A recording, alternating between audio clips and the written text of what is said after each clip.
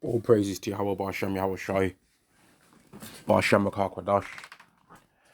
Double honors to the apostles and the elders of Great Millstone, and Shalom to the nation of Israel.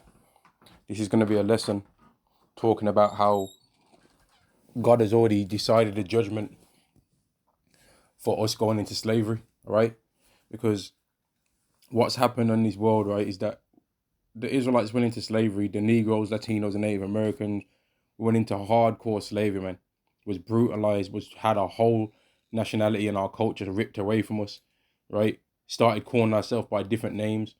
And the world has thought that they get to decide what judgment should happen for what we had happened to us, right? They've thought that, okay, well, we're not gonna be going into slavery like you did. That's what we definitely will be saying. But what we'll do instead is we'll give you what we think is worthwhile to give, right? We're not going to give you back the land that we stole you from, or none of that.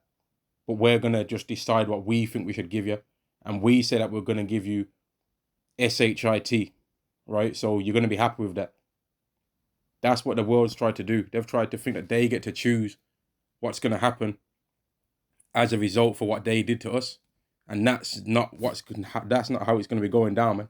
Yahweh said what's going to happen as a result of what we went through. This is Jeremiah chapter 49 and verse 12. For thus saith Yahweh, behold, they whose judgment was not to drink of the cup have assuredly drunken, and that thou he that shall go altogether unpunished, thou shalt not go unpunished, but thou shalt surely drink of it. So these Edomites and the other heathen nations as well, I gotta make sure I say that too. Right? The Edomites and the heathen are gonna pay. Let me read it. This is Obadiah chapter 1 and verse 15. For the day of Yahweh is near upon all the heathen. As thou hast done, it shall be done unto thee. Thy reward shall return upon thine own head. So if you did nothing to the Negro, Latino, and Native American, relax. You ain't got nothing to worry about. If you have did something to the Negro, Latino, and Native American, well then your judgment's coming. You can try and complain and say, nah, I don't think that's right. I don't think if we do that to them though, that makes us the same as them. Nah.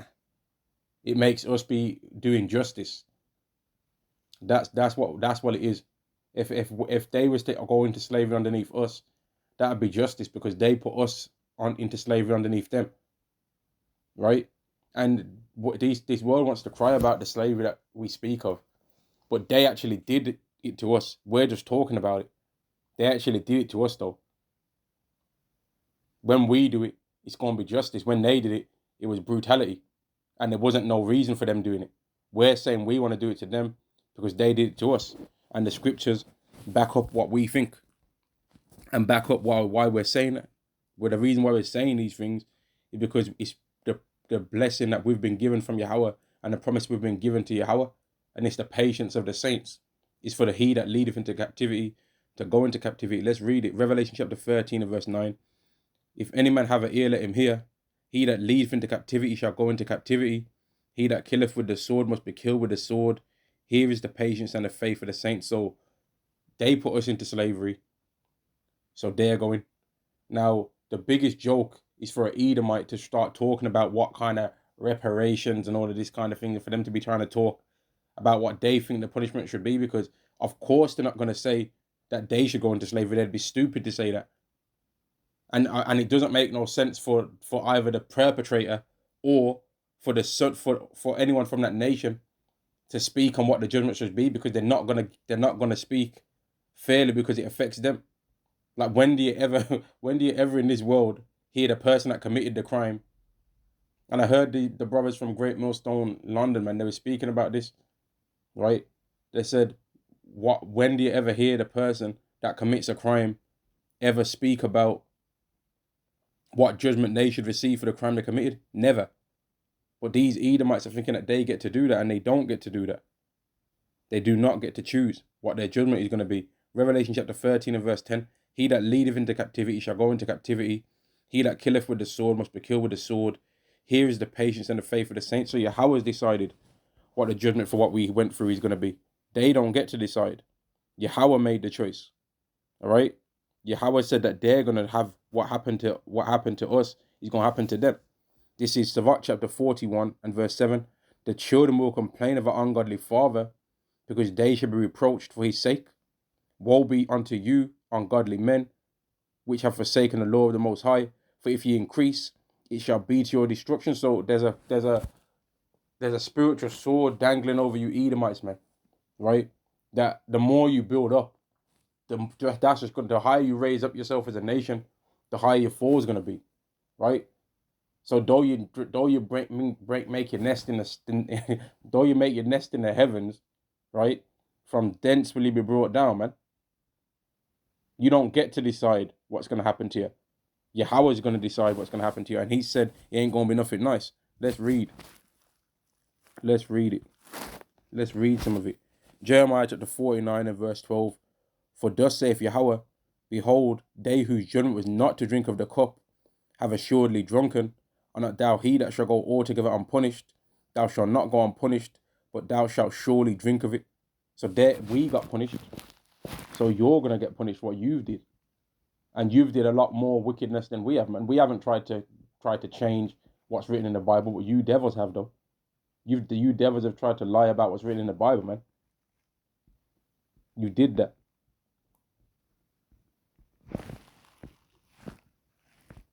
Salakia. Yeah, you Edomites have did that, man. Let me get another scripture, because you devils, you Edomites are going to go through the curses as well, man. This is Deuteronomy chapter 30 and verse 7. And Yahweh, thy power will put all these curses upon thine enemies, and on them which hate thee, which persecuted thee. So you Edomites are going to go through the curses of Deuteronomy the 28th chapter, as well as all the other heathen nations. So don't worry, Esau. You're going to have company when you're in this position. Whereas when we went through it, we was alone as a nation going through these things. But you Edomites are going to be worse off, though. And when every other nation ends up getting taken out of the situations that they was put in for punishing us, right? And they go back and they go to their own lands, you Edomites are not going to be joining on with them. You're not going to be going back to your own land. You're going to be done away with after that. And let me find that scripture as to why I'm saying this. This is Isaiah chapter 14 and verse 18. All the kings of the nations, even all of them, lie in glory, everyone in his own house. But thou art cast out of thy grave like an abominable branch, and as the raiment of those that are slain, thrust through with a sword, that go down to the stones of the pit, as a carcass trodden under feet. Thou shalt not be joined with them in burial, because thou hast destroyed thy land, and hast slain thy people. The evildoer shall never be renowned. So you Edomites ain't gonna, when everyone other nation has suffered their slavery that we put them through for what they did to us as a punishment, they're gonna be made to go back to a different way of living, but they're not gonna be under the same captivity anymore. They're gonna be made to follow the law, statutes, and commandments, right? And they're not gonna be able to live in that sinful way that they previously lived. Because when they try to, the Israelites are gonna raise up and correct them every single time. Isaiah the 2nd chapter, they're gonna judge among the nations and rebuke many people. Nation shall not lift up sword against nation, neither shall they learn war anymore. Right? Let me read verse 21 as well. Prepare slaughter for his children, for the iniquity of their fathers, that they do not rise nor possess the land, nor fill the face of the world with cities. So what's that saying? It's saying that after you Edomites have suffered the 1,000 years of slavery, which you're going to go through, right? That we're going to prepare, that slaughter is going to be prepared, man, for the children, for those children afterwards, so that they don't even get a chance to try and become back and build back. Nothing. And before people get sour and start getting emotional about this, well, what did you do to us? And what are you planning to do to us right now? Because you want to try and get emotional and act like we're some villains. What are you planning on doing right now? What's CERN about? What's that about? Is that about something righteous? I don't think so. It's not about nothing righteous, is it? What are you people doing right now? What is this device that you're making to put in people's hands or in their foreheads? What's that about? What was that whole lockdown thing about? Where there was injecting people with that thing. What was that about? What's all that about, man? What's all this stuff about where you're making fake foods and where you're making burgers that taste like human meat? What's all that about? So don't try and ever act like we're the villains of this story. You're the villain. You Edomites are the villains, man. Within this whole story of Earth, within the whole story and the whole journey of planet Earth, you Edomites are the bad guys. You're not the good guys. I just gotta let you know that these Edomites are not the good guys, man. They're not the hero of this story. The Israelites are the hero of this story. And in particular, Yahweh Shai is the hero of the story, right? Through his father Yahweh, who's also our father, if you're an Israelite. This is Isaiah chapter 6 and verse 8. In fact, Isaiah chapter 6 and verse 7. Then answered I and said, what shall be the parting asunder of times? Or when shall be the end of the first and the beginning of it that followeth? So translation, when's the kingdom of heaven going to come? That's what he wanted to know. What's it going to take for the kingdom of heaven to come? Verse 8, and he said unto me, from Abram unto Isaac, when Jacob and Esau were born of him, Jacob's hand first held the heel of Esau, for Esau is the end of the world, and Jacob is the beginning of it that followeth. The hand of man is betwixt the heel and the hand. Over question Esdras, asked thou not so? He was pretty much saying Esau's going to be ruling at the end of the world. This is one of the signs that you're going to know.